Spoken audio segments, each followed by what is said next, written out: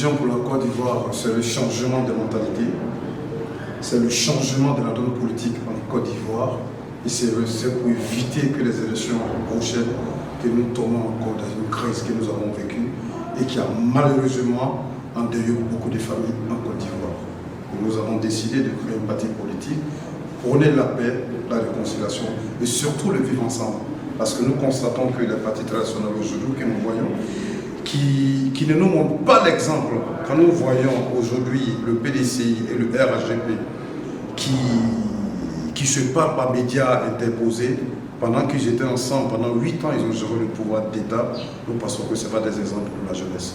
Voilà pourquoi nous avons décidé de créer URSEN pour participer à cette politique, mais de façon démocratique et surtout l'apaisement et la paix à côté.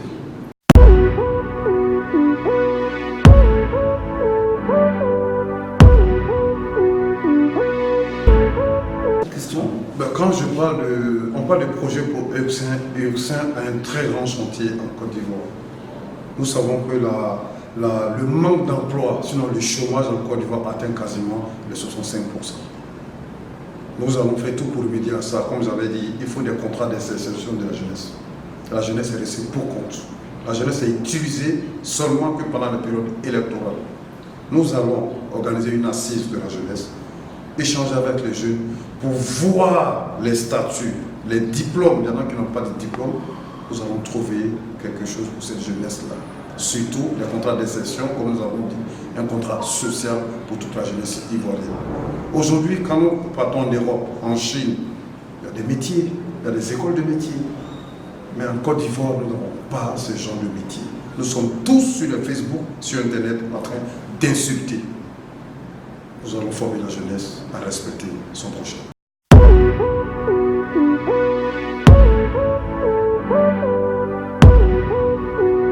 Aujourd'hui, nous envisageons de rencontrer tous les acteurs politiques de Côte d'Ivoire, quel que soit le parti.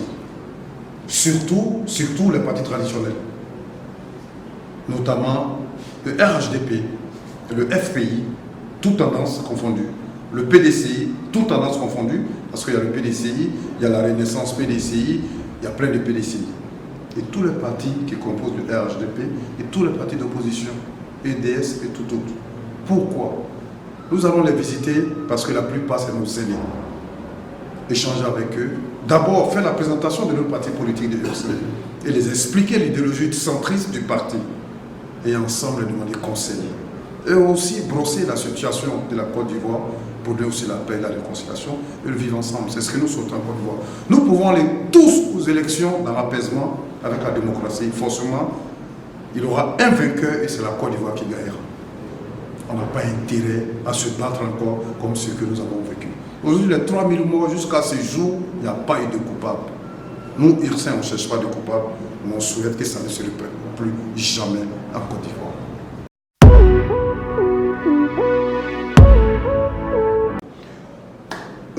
D'abord, ce soir, nous entamons une tournée européenne dès ce soir.